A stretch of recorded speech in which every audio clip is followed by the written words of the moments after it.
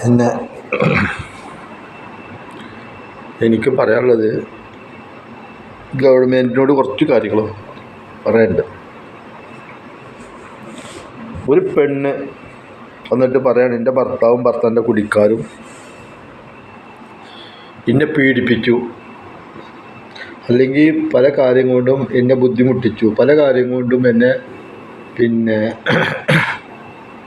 എന്നെ വളരെ വിഷമിപ്പിക്കുന്നുണ്ട് എന്ന് പറഞ്ഞിട്ട് ഒരു പെണ്ണ് വന്ന് പറഞ്ഞാൽ അത് ഒരു കാരണവശാലും കേസ് ഫയൽ ചെയ്യാൻ പാടില്ല. അതിന് ശരിയായ വിവരം അന്വേഷിക്കാം. ഒരുപാട് ഉഡായിപ്പ് ഈ പ്രവാസികളെ വെച്ചിട്ട് ഈ പെണ്ണുങ്ങൾ നടത്തുന്ന കേസുകളുണ്ട്. മുതലെടുപ്പിന് അതൊക്കെ ഇതൊന്നും ചെയ്യില്ല. ഇല്ല എന്ന് ഞാൻ പറയാൻ തയ്യാറില്ല. ഒരു 100ക്ക് ഒരു 10% ആൾക്കാർ ചെയ്യുന്നുണ്ടാവും.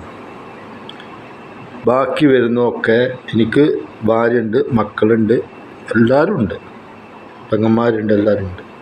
പക്ഷെ നമ്മൾ ഏതൊരു പെണ്ണ് വന്നൊരു കാര്യം പറഞ്ഞാലും ആ പറയുന്ന കാര്യം ശരിയാണോ രണ്ടു കൂട്ടരും വിളിച്ച് ഇരുത്തി അത് വ്യക്തമായി കാര്യം തെളിയിച്ചതിന് ശേഷം ഒരു പ്രവാസിയിലായാലും ആരുടെ പേരിലും കേസ് ചാർജ് ചെയ്യാൻ പാടുള്ളൂ. ഒരു പെണ്ണ് ഒരു വക്കീലിനും വെച്ചിട്ട് ഒരു പേപ്പർ കൊടുന്നെന്ന് വിചാരിച്ചിട്ട് അവളുടെ കേസ് ഫയൽ ചെയ്യാൻ പൊന്നാരം മുഖ്യമന്ത്രി സാറേ, പിണറായി സാറേ, നിങ്ങൾ ദയവ് വിചാരിച്ചിട്ട് അങ്ങനെയുള്ള ബുദ്ധിമുട്ടുന്നൊക്കെ ഈ പ്രവാസികളെ ഒന്ന് രക്ഷപ്പെടുത്തി തരണം.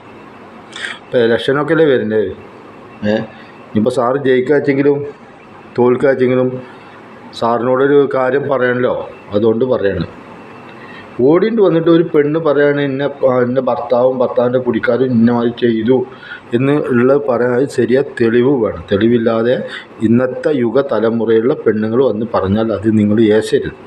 അത്രേ എനിക്ക് പറയാനുള്ളൂ. എന്താ ഓരോ അനുഭവങ്ങൾ ഇപ്പോൾ വന്നുകൊണ്ടിരിക്കുകയാണ്. നമുക്കും ഉണ്ടായിട്ടുണ്ട് അനുഭവങ്ങൾ.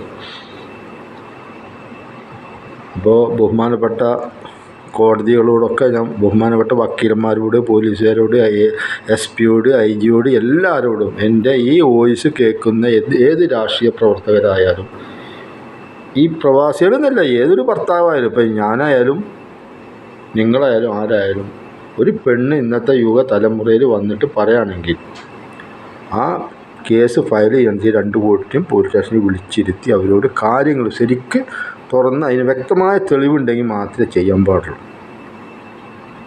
അത്രേ എനിക്ക് ഒരു ദയാ ഹർജിയാണ് ഈ പറയുന്നത്. ഈ കിളവനായ ഞാൻ പറയുന്ന ഒരു ദയാ ഹർജിയാണ്. ഹർജി സ്വീകരിക്കണം, ഗവൺമെൻറ്റിന് സ്വീകരിക്കണം. ഒരുപാട് മക്കൾ, ഒരുപാട് ചെറുപ്പക്കാരൊക്കെ ജയിലിൽ കിടക്കുന്നുണ്ട്. ഈ പെണ്ണുങ്ങളുടെ നുണ കേട്ട് ജയിലിൽ കിടക്കുന്നുണ്ട്. അപ്പോൾ നിരപരാധികളാണ്. 80% അവരൊക്കെ നിരപരാധികളാവും. മക്കളെയും കൂടി കാണാൻ പറ്റാതെ എത്ര ആൾ നിൽക്കുന്നുണ്ടെന്നറിയോ? മക്കളെ കാണാൻ പറ്റാതെ. ഇവർക്കിപ്പോൾ എന്താ, കേസ് കൊടുത്തു, വക്കീൽ നോക്കും, ഇവർക്ക് വരസാം. ഇതാണ് ഇന്നത്തെ തലമുറ. അതുകൊണ്ട് ഗവൺമെൻറ്റിനോട് എനിക്ക് പറയാനുള്ളൊരു എളിമ അപേക്ഷയാണ്, അത് സ്വീകരിക്കണം എന്ന് വിനീതമായി അഭ്യർത്ഥിക്കുന്നു. ഓക്കെ.